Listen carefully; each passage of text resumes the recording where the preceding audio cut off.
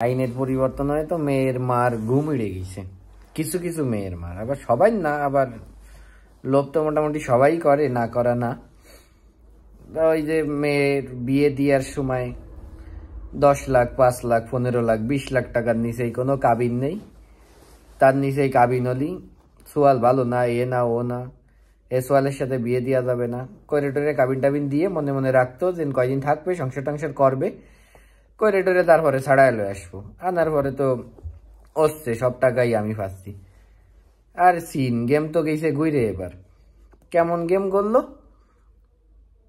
এখন যে ডিভোর্স দেবে তার বলে টাকা দিয়া লাগবে সব। এটা কোনো কথা? কি আইন হলো এটা? তাহলে একটা কাজ করতে পারেন শাশুড়ি মা, আপনার এই করছি যে ওই বিয়ের সময় 5-10 লাখ টাকা তো আপনার জন্য খুব কম হয়ে যায়।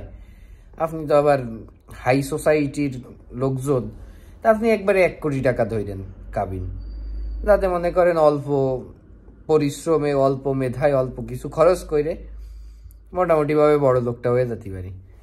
তা বিষয়টা একটু ভাইবে চিন্তে দেখেন কি করা যায়, কি করবেন।